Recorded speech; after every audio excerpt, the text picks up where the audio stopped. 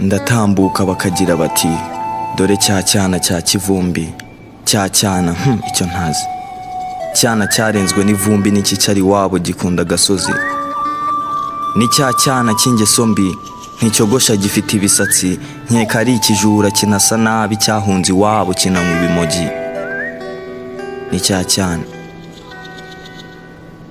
My appearance makes you judge, but your actions make me laugh. See, the biggest criminals don't wear tattoos and dreadlocks. They're smart people, they wear suit and ties. See, I've got the doubt, I've been told lies.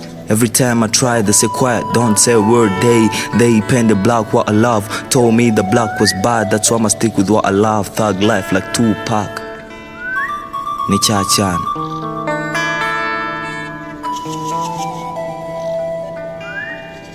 Ngo ni cya cyana ego nicyo, cya cyana cyataye indero, ni cya cyana cyataye umuco, oya ndi cya cyana cyabuze umuco.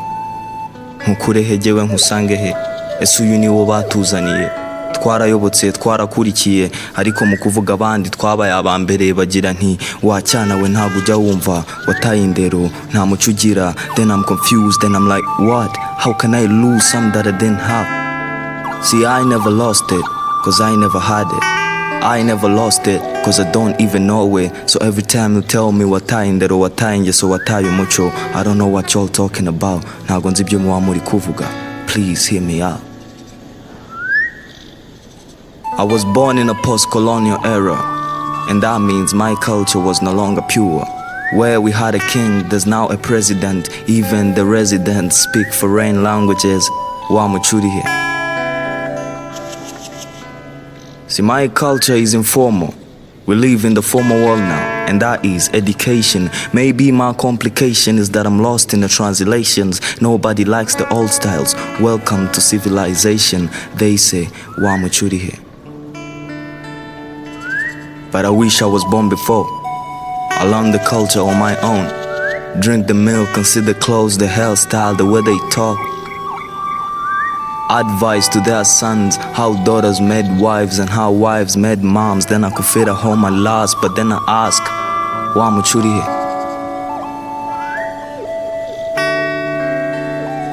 But every day you yell at me, you lost the culture, yeah, you don't know my area.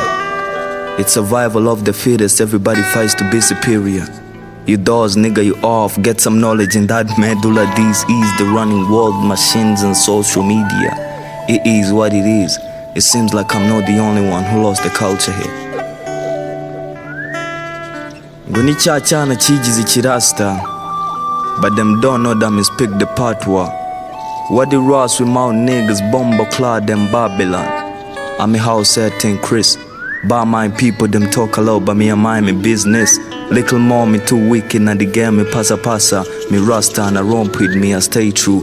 Jah Rastafari. I live with an open mind. The world ever changes angles, I'm ever ready, let it come. Stay true like I've always done. The truth, the lies, the good and the bad. See, I have seen a lot, and that's why sometimes I write, yeah, sometimes in the cha-chan.